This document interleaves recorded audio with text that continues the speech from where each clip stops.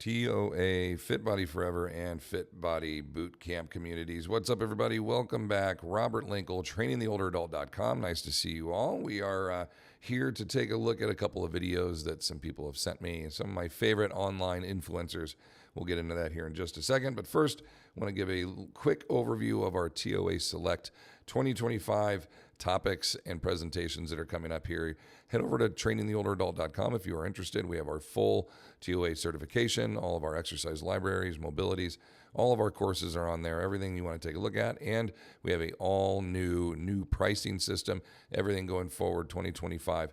We want as many people to be able to learn about training older populations as they can, supply you everything that you could possibly need to do the job well and at affordable price. So make sure you check that out. And without further ado, let's go ahead and dive into our first video. All right, we are going to get into, let me bring it up here. I'm going to save that one. This one is great. This is, somebody sent me this. I think Holly sent me this. This is the best gym ad ever. Okay, let's take a look, see what's going on here.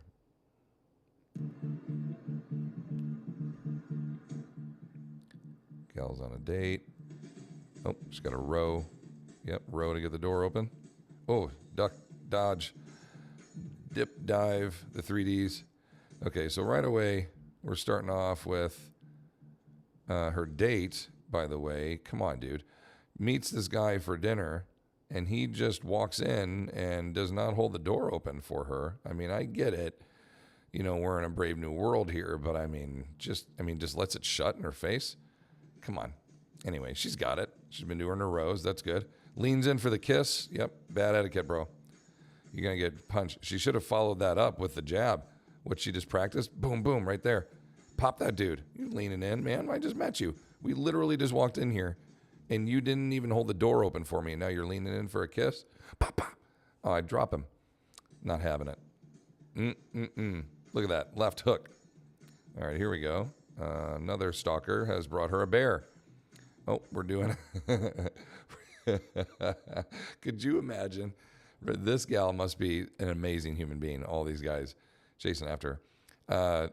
Someone walks up and hands you a bear, and you're like, good thing I do my bear hug squats at the gym because I'm literally bear hugging a 30-pound bear. All right? We're at dinner. Pictures do not match. He's looking a little old, but you're she's escaping. Why do I do pull-ups? So I can dive out restaurant windows when my date is twice the age. He used his high school picture. That's hilarious. Okay. Oh, Woodways. Those are great treadmills. Guy seems to make long eye contact. Oh, he's chasing her. All right, here we go. Let's go back to this real quick. These are fantastic treadmills. These are Woodway treadmills. Assault also makes one of those, actually what we have just in the background here. Great treadmills. They're excellent for contact in creating almost like a real life experience of running outside or slightly running uphill, which is really good for your feet. This encourages a rolling strike of the foot as you go through. And these are beltless treadmills, meaning that they are not propelling by anything. You're propelling it. So you have to like push the treads with your momentum. And that's where the curve comes in twofold. It's softer ground contact with your foot and encourages the roll through. But at the same time, that like downhill momentum turns the tread. And so you kind of create the momentum, get it going. And you learn to kind of hold your body in place while your legs are pushing, almost like the Flintstones, like kind of treading underneath you to propel you forward. This simulates real life living, real life running as much as humanly possible. It's actually quite different to be on a regular treadmill, I should say a belt-fed treadmill, where the earth is moving, being propelled under you. Like you just have to keep up, right? This one is completely the opposite. Like I'm going to create this momentum, and then if you just stop running, it just stops. Instantly, it stops. So great treadmill to train on, and especially, really good stride, especially if you've got to run away from a stalker. Look, she's like cruising. Oh, he's after me. Okay, there she goes. Actually, if it's directional, he was just running the other way. She's chasing him. Maybe she liked him. Okay, whatever happens in life. Stair climbs to go upstairs. Okay, must have found a good one. Was that the guy that she saw jogging? Look, she jogs by him. He's going, yep. And now, same shot. She's chasing after him. So I think she found the right guy. That must be it. All right, she found her fella. Very good. 343,000 likes on that. It's been shared 126,000 times. Jeepers. The I don't have any kind of content that I have ever produced that went that kind of viral. I think the best video I've ever had like 10,000 views on it, and there was one of them. All right, this is one of my favorite human beings, Sean Mcinroy, and this is just the best. I'm gonna just set the stage for you. Sean is Australian, and his mom is 65 years old, and she lifts weights often. She did 130 kilos, which is like 285, 290 pounds, something like that, and a deadlift for like a set of 6. She's just a monster. Let me make sure I'm getting that right. 130 times 2.2 is 286. Yeah, that was pretty close. So she's she does like 6 of them and just crushes it. And so when you see her about to do what she's going to do, when I remind you of how much weight this is, she's lifting. She's a 65-year-old woman. Okay, but this is absolutely fantastic. And by the way, a little bit of language warning here, so just be ready. Special episode of I'm stronger than your dad. Where's the thing? I don't know. It's just kind of different. Good help is hard to find. We're back today with a very special episode of I'm stronger than your dad. That was so hard. I love the banter. I love how he like smacks her. Like, come on, get your head together. You can tell they have a great relationship. And what makes today's episode so special, Mother? Oh, we're doing something funny here with the squatting. That's right, you heard it here first. We are doing something funny here with the squatting, also known as Hatfield Bulgarian split squats. Is that right, Mum? Yes, absolutely. Hatfield. So, Mother, for the folks playing at home, can you tell everyone what exactly a Hatfield Bulgarian split squat is? We're using the safety bar and the poles here on the side to help stabilize me, and then we're just going to do a split squat. Bulgarian. Didn't I say that? Bulgarian split squat. In you go. Yeah, don't be a dickhead. Okay. Don't be a dickhead, he says. All right, so she's already kind of set the stage for us. Look at this rig setup. He's got his glute roller on the bottom, 2 different hex bars mounted to the walls, right? And then barbells vertical on the side. Awesome TRX, band setup, multiple grip pull-up bar above him, chains on the wall next, kettlebells on the floor, adjustable bench that he could do sit-to-stands to. Great setup, number 1. All right, this is a safety bar. This safety bar has a neutral grip pad that kind of goes around your head. That's what she's climbing into. And then you'll see the weight placement. It kind of puts these weights down and out a little bit, so it disperses the weight alignment and balance. So you can actually let go of the handles and it'll balance really comfortably on you.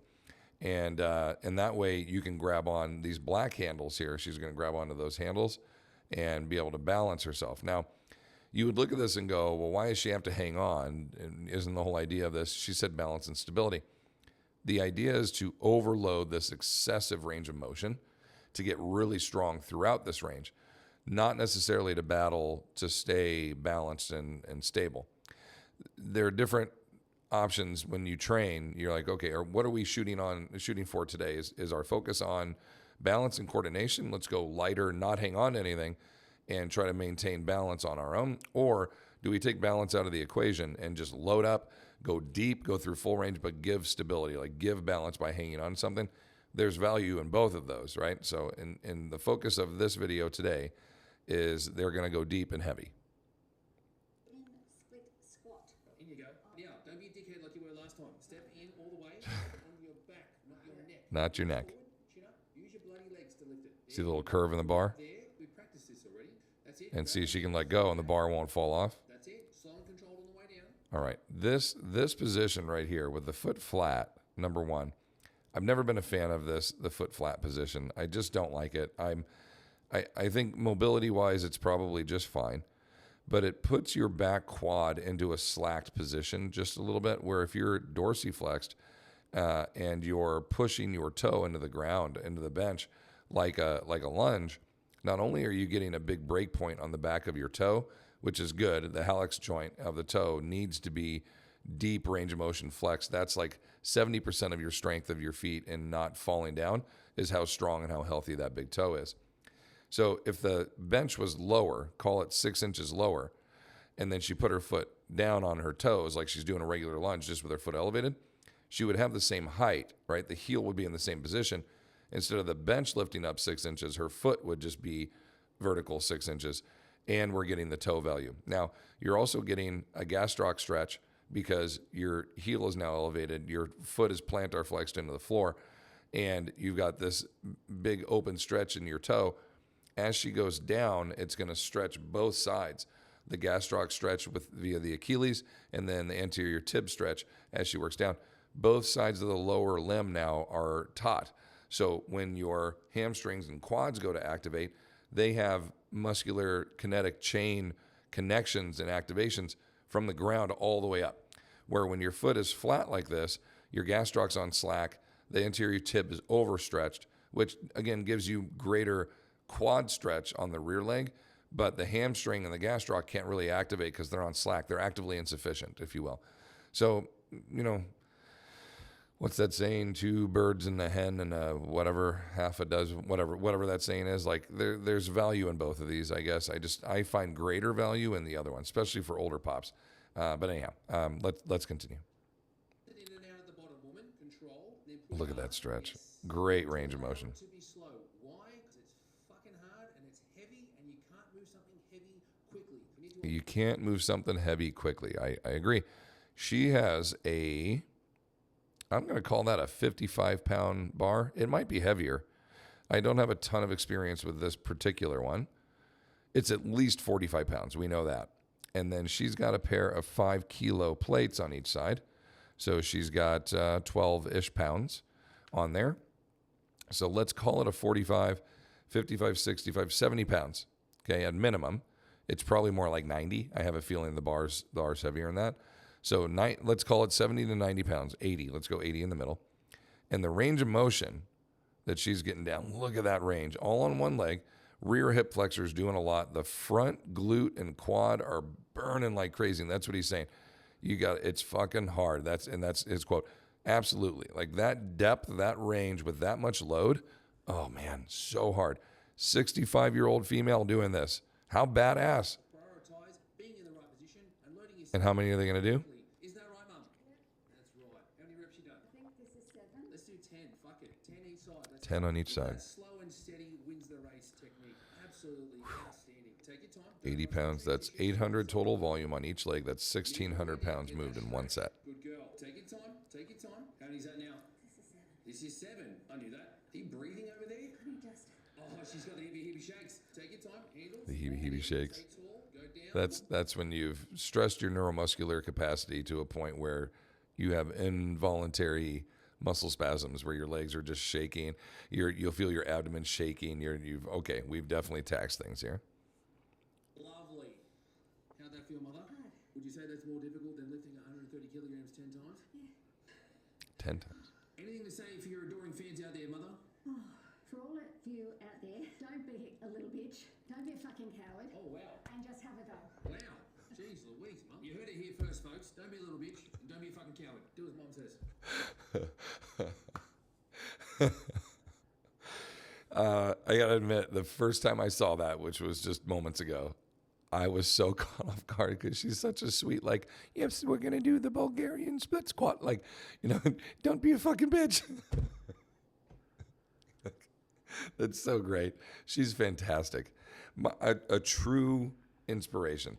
Because here's the other thing.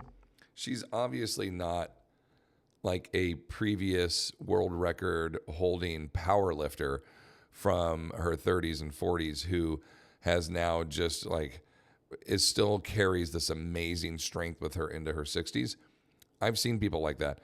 I saw one lady at a powerlifting competition that she had lifting slippers on, I guess is the best way that I could describe it. Lifting slippers and this awesome singlet that looked straight out of the 1960s, 1970s USA on the front and the back. I mean, totally old school. And she pulled like 400 pounds off the ground at 70 years old. And she just did it like, this is what I do all the time. So I go and I talk to her coach, and he goes, yeah, I started working with her like 10 years ago. Former world record holder, competed against the Soviets in the Olympics back in the day. And I'm like, oh shit. Like, he's like, yeah, she still just loves to lift. And it was a deadlift bench press competition only. They didn't back squat. And she didn't even bench. She was just there to deadlift and still won her division. That's how good her deadlift was. Is I want to say the next best gal did like 220 and then benched 130 pounds and still didn't break 400. You know, it was quite funny. So when you can win a competition without doing the other half of it, you're pretty freaking strong in one area. But obviously, Sean's mom, I mean, I guess she could have been an amazing athlete at one point in her life, but I'm just judging based off of how he talks with her and whatnot. She started doing this a couple of years ago with him and has just gotten better and better and better. And you look at her and you go, okay, that's not this, and I'm not poo-pooing on her by any means. She doesn't have this amazing physique where you're like, well, of course that lady would be able to do it. Like, she looks like a regular person you would pass at the grocery store and just be like, there's a lovely lady, right? You wouldn't look at her and be like, gee, look at her quads and her lats and that. Oh, she has to be this former amazing athlete. She's just a regular lady. But this regular lady is strong as shit.